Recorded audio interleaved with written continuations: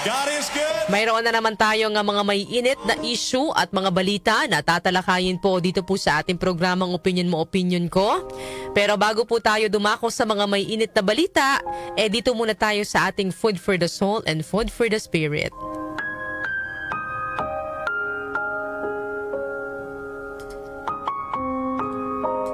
Ang aking pong ibabahagi sa inyo ay tungkol sa 4 things to remember in life. Mayroon daw pong 4 na bagay na dapat po tayong tandaan sa ating buhay. Ito po ay hiniram ko mula kay Father Jerry Orbos. Ito po ay kanyang ibinahagi, At syempre, ibabahagi ko rin po sa inyo para po sa ating Food for the Soul and Food for the Spirit ngayong araw po ng Thursday. Number 1 daw po na kabilang doon sa sinasabing 4 things to remember in life ay money can be earned. Totoo po ang pera ay isa sa mga mahalagang bahagi po ng ating pamumuhay. Malaki ang naitutulong nito sa atin para mabuhay ng maayos at mabili o makuha po natin ang mga gusto natin sa buhay. Ngunit, ang pera ay hindi sukatan ng ating pagkatao. Sa isang iglap, maaari po itong mawala, ngunit maaari ring bumalik kapag naubos. Maaaring kitain at basta masipag, may tiyaga at may diskarte. Kapag nawalan ka ng pera ngayon, hindi po ibig sabihin ay katapusan na ng lahat. Maaari ka pa ring magsimula muli, kaya't hindi dapat maging ugat ng pagkasira ng pagkakaibigan, pamilya o ng dangal ang pera. Dahil ito'y napapalitan at muling napupunan. Minsan kasi mga kanyusik, kahit magkakapamilya, alam naman po natin yan, nag-aaway-away, nagkakasira-sira dahil po sa usapin ng pera. At nag-iiba rin po ang ugali ng tao kapag pera na ang pinag-uusapan. Huwag po natin hayaang lamunin tayo ng kasakiman o maging sentro ng ating buhay ang pera. Dahil kapag ito ay nangyari, magiging alipin tayo ng salapi. Ang pera po ay ginagamit ng tao, huwag nating hayaan na tayo bilang tao ang gamitin ng pera. Tandaan po natin, ang pera kapag nawala, may paraan para kitain muli. Pero ang tiwala at respeto, kapag nawala dahil sa pera, mahirap na pong ibalik.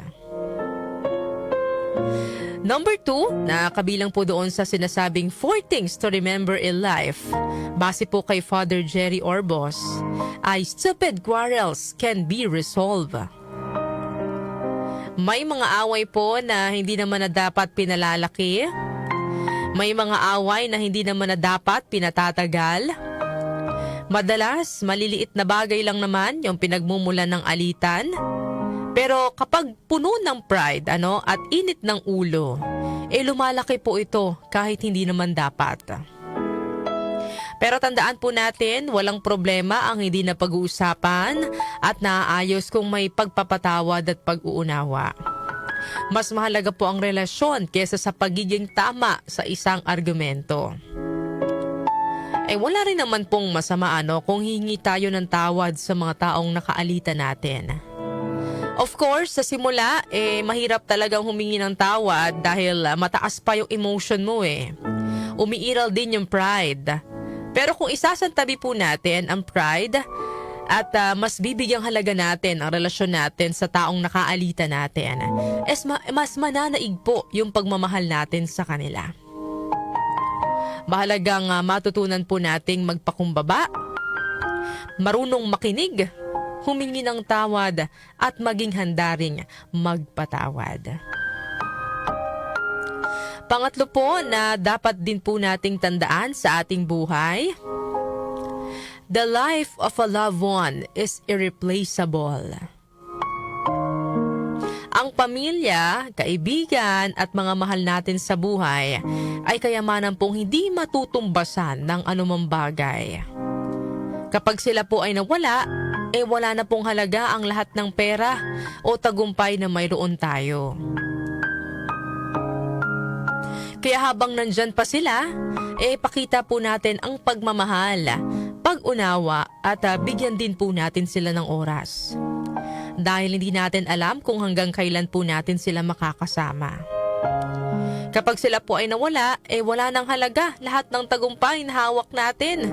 Dahil wala nang makakapuno sa puwang na iiwan po nila sa ating buhay. Kapag ang material na bagay ang nawala, maaari natin itong bilhin muli. Kapag naubos ang pera, maaari natin kitain muli. Ngunit kapag ang mahal sa buhay ang nawala, wala po itong kapalit. Hindi natin sila maibabalik muli. Kaya habang sila'y kasama pa natin, pakita po natin ang pagmamahal natin sa kanila. Madalas, abala po tayo sa trabaho, masyadong busy, kaliwat kanan ng mga trabahong ginagawa. Pero mahalaga rin po na naglalaan tayo ng oras at panahon para sa ating mga mahal sa buhay. Para sa huli, wala po tayong regrets. Wala po tayong mga what if. Wala po tayong magiging panghihinayang. Pang-apat na bagay na dapat po nating tandaan sa ating buhay, the loss of your soul is your greatest failure. Pwede kang mawalan ng trabaho, pera o ari-arian, pero may pag-asa pa para bumangon kapag yan po yung naranasan ninyo.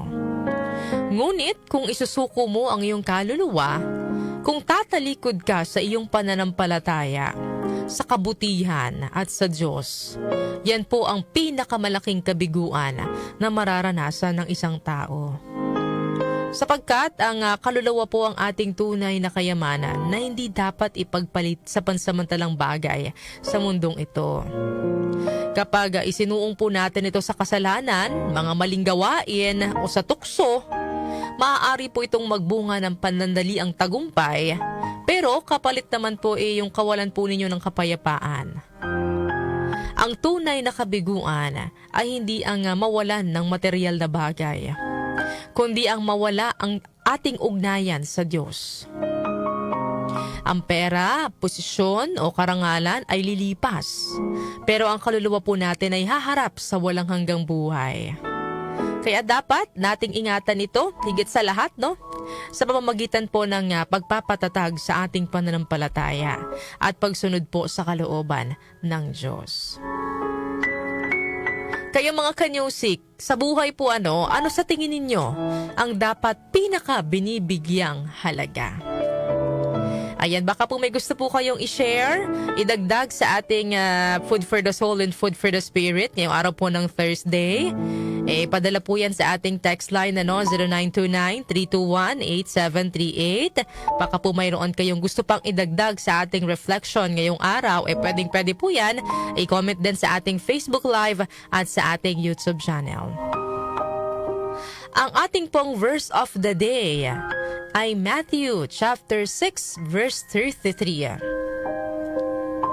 But seek first the kingdom of God and His righteousness, and all these things shall be added to you.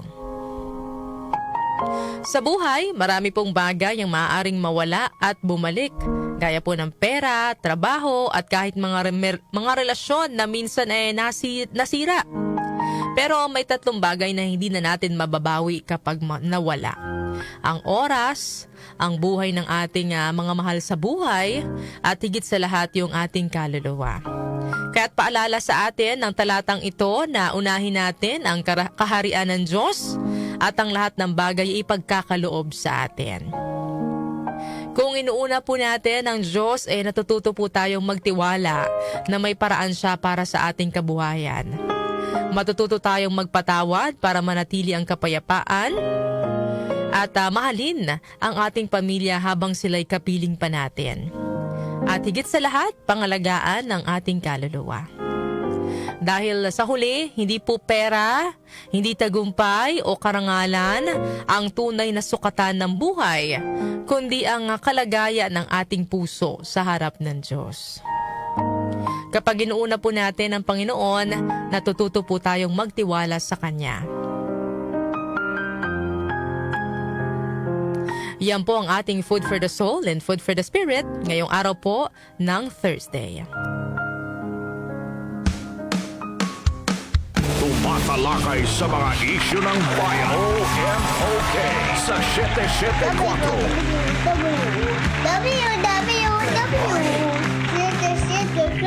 Gusto ko, happy ka! Aray ko! Sabay na kalibin ng umaga,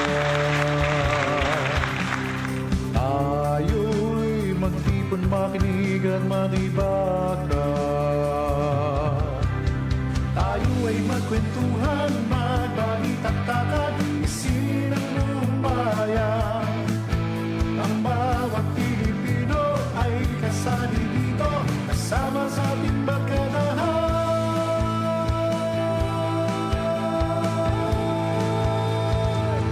Tingnan mo,